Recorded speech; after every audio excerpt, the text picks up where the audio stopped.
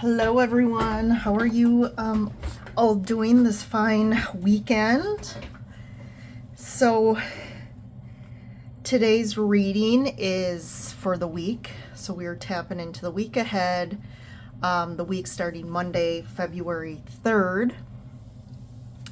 Also be aware that whenever you come across this video, if it's not that exact week, these videos apply no matter, time and space here. So if you're watching it, there's a reason that you were meant to watch it. So I would definitely watch to the end to see what messages you were meant to hear.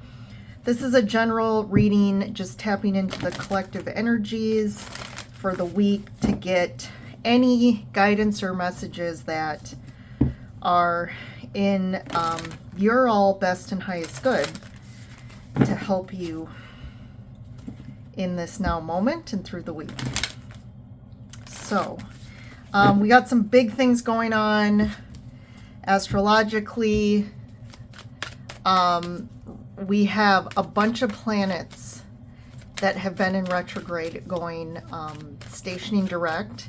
So we are going to feel like this, stationing direct is kind of like, so when a planet's in retrograde, it's almost like a metaphor of it going backwards, right? And all of a sudden it's like stationing direct. It's like you feel like you've been going backwards, and then all of a sudden it just like there's a huge stop. Because to gain, it's like with just like the laws of physics and such, it's like if you're going backwards in a car, you have to stop, then right stop, then to go into drive to move forward. So essentially that state of stationing direct is like there's a huge stop and now the momentum is pushing us forward. Okay, so I'm going to go through some of the main key themes, or I should say themes, but astrological shifts this week, aspects. I just wanted to kind of hit one because this happened actually on January 30th, but I talked about it in last week's reading, but this is really all because it was just happened on the 30th. We're definitely now feeling the momentum of Uranus station direct on January 30th. A big one for that. So Uranus stationing direct in Taurus, okay, is going to be a huge impact to fixed signs.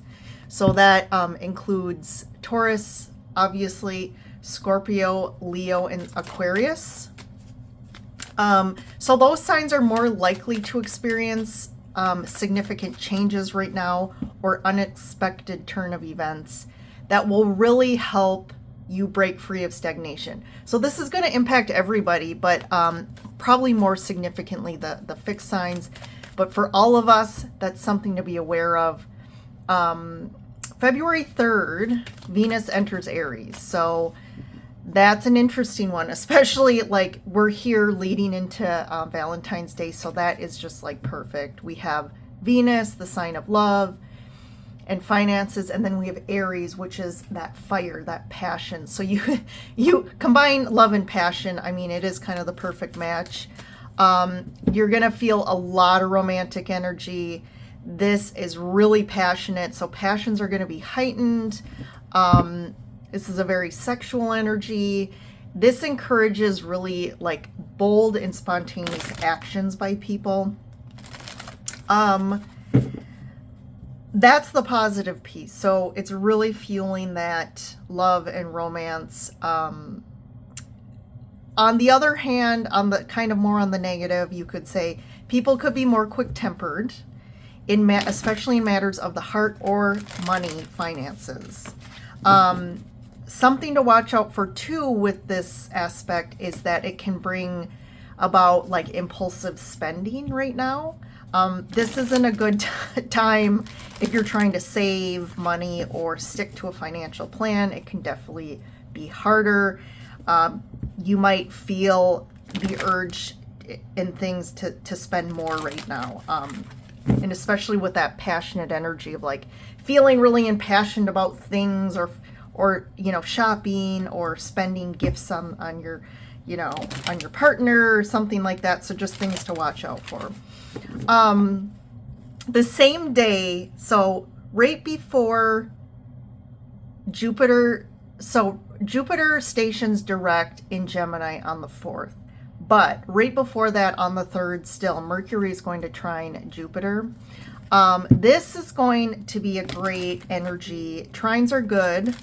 It's going to lead to aha moments or epiphanies, especially if you've been like in denial about something or just like really confused. So denial is kind of almost you're consciously know something's there, but you're purposely like pretending it's not.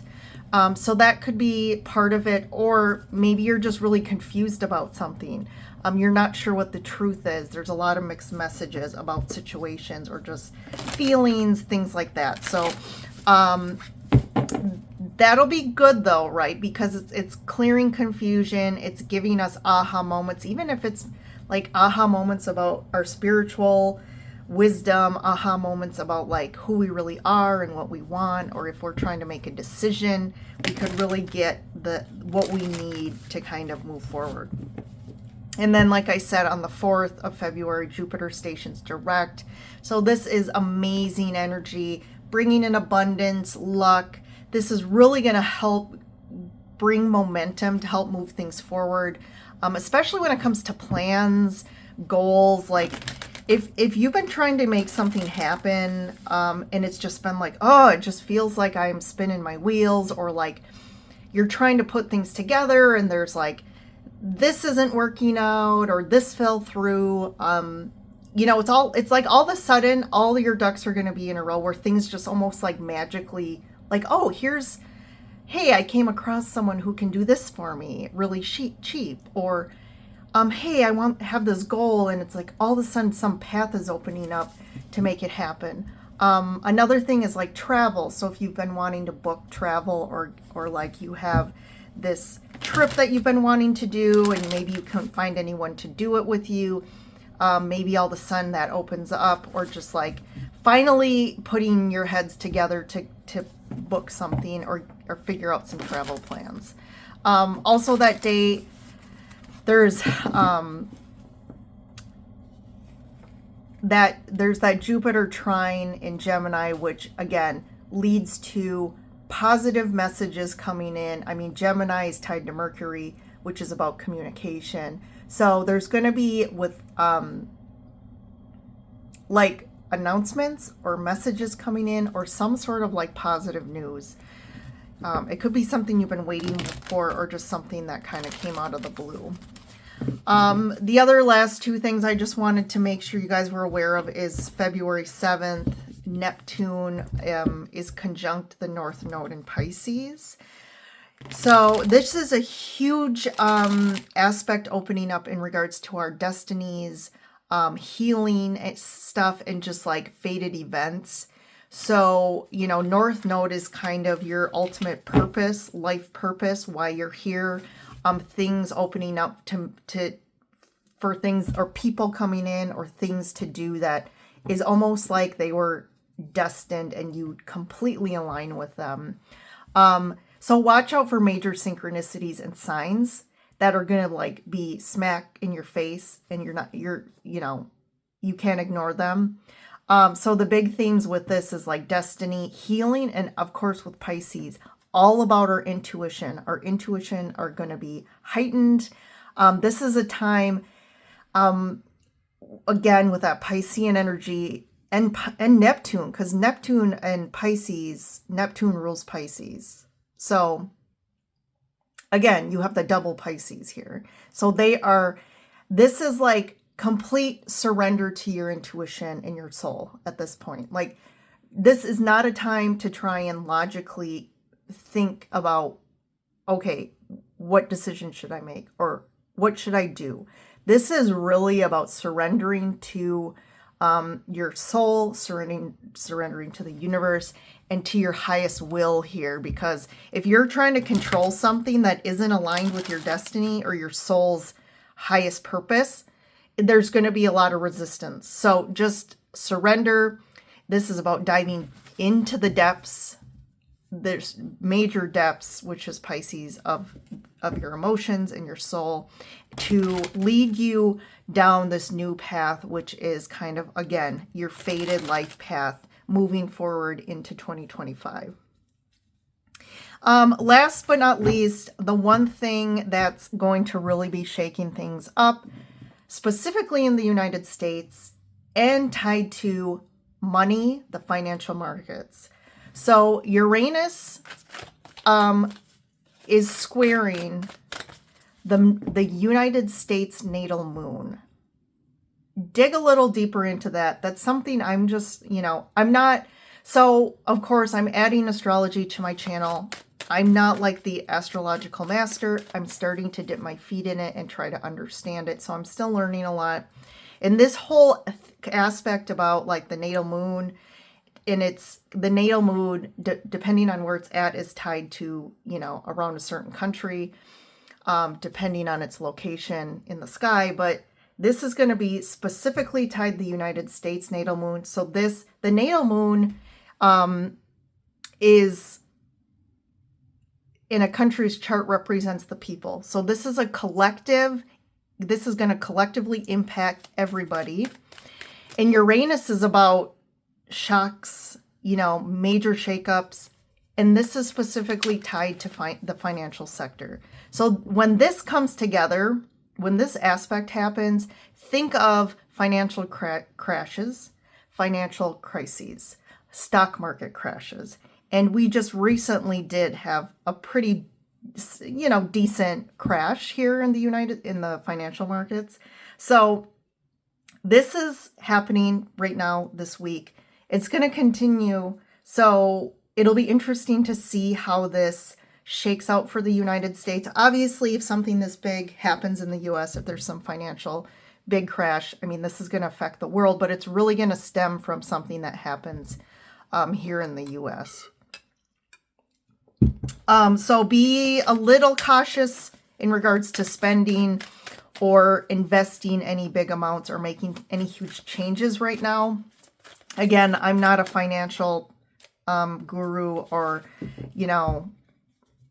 you may want to consult with a financial planner or investment person to get more in regards to any changes you make. But I wouldn't say this is the time to just freak out and take all your money out of your investments. Again, I'm just saying what the planetary alignments are meaning, but we don't know how that plays out, right? So that's kind of the week. That's a lot, in regards to, there's a lot of big changes this week, a lot of planets going direct. But, especially with financial crashes or tower moments, all of that is happening. And I know we hate to hear it, but it really is. It's cleaning house, right? It's cleaning out what isn't working. It's almost like resetting sometimes, resetting us, clearing out for us to rebuild on something more stable. So just something to think about there. So let's get into the reading here. I'll get the oracle cards. So we have patience, courage, and illumination right on here. So I am feeling this too, and I'm feeling this collectively, but because of all these planets stationing direct, it's almost like our heads before our feet, right? It's like our heads trying to go forward and our feet haven't caught up yet. So we're feeling this energy of like, we feel something bubbling, right? We feel this, we're starting to feel this motivation. We're starting to feel this like pull. We're feeling this energy of like, I feel like something's coming, but it hasn't happened yet. Or it's like, we don't have the map in front of us. We don't know yet. There's a lot of details we don't know yet, even though we're feeling it coming. And I think that's the key to this patience. It's like, again, patience, it's coming, it's going to happen. We're going to get the information we need or the direction. But right now, let's just allow things to station direct, right? That's that stopping energy before the momentum comes. And then it's almost like, then all of a sudden, once we stop, to go forward. That's where the courage is, to have the courage to go in this new direction, right? And I feel like that's the key here. Once we station direct, just like the planets, where we're being led is in a new path, in a new direction. And a lot of it is something we haven't done before, or some in a direction that really has this unknown to it. We don't know the end, kind of the end result. We don't know like what's at the end of this path. But that's the courage, right, to take risks, the courage to do something we're a little afraid of. And this could also mean we have to make big changes. We've been talking about this whole thing about big changes. And all of a sudden, the truth gets illuminated here. There's a lot of energy this week around illumination, getting clarity, making bold, action. And we're really seeing things for what they are. That's again like epiphanies we talked about, major epiphanies about things, giving us the courage to then be like, we have these aha moments, and then it's like having the courage to finally use the wisdom and apply it. So everything is totally aligned. So let's get more detail about that. Look at that. This is crazy. We have the Death card.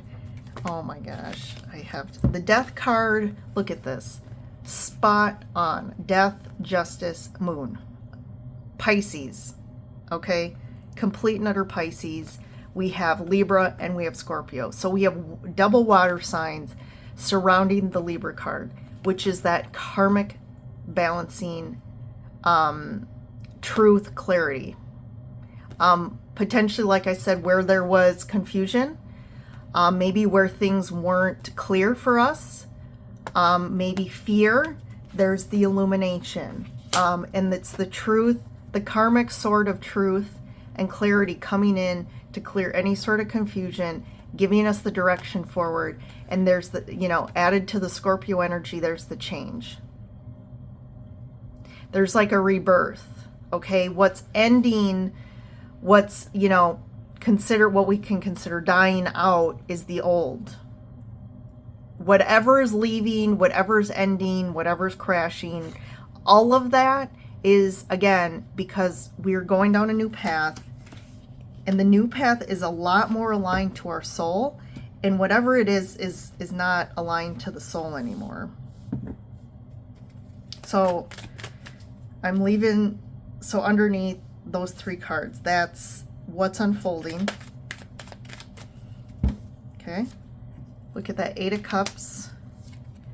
The Eight of Cups, 2 8s, and 8s represent action, right? Taking action. And there's that bold action. I really feel this is bold action. That Venus and Aries is going to give us that inspired passion, bold courage to take some action, to move forward, potentially to walk away from something, start working on something that maybe we haven't been inspired or had ideas to apply. Interesting. 7 of Swords here. I'm going to keep going. We have the 2 of Pentacles, the 2 of Swords. Look at that. 2 8s, 2 2s. And the 10 of Pentacles.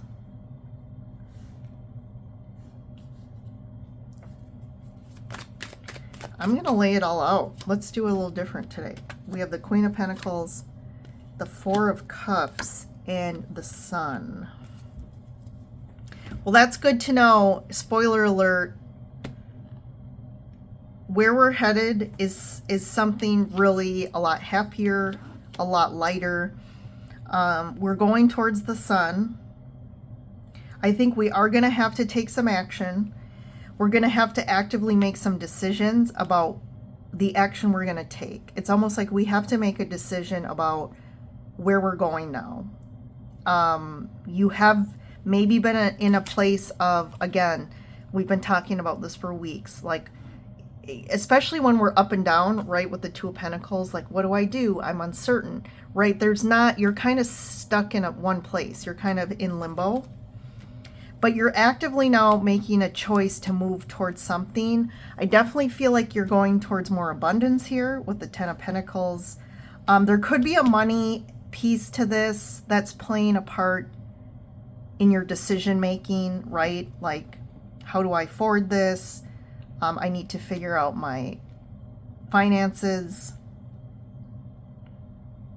This also could be that there's something abundance coming in that you're not seeing, because he's like, it's behind his back. He's not really seeing it yet.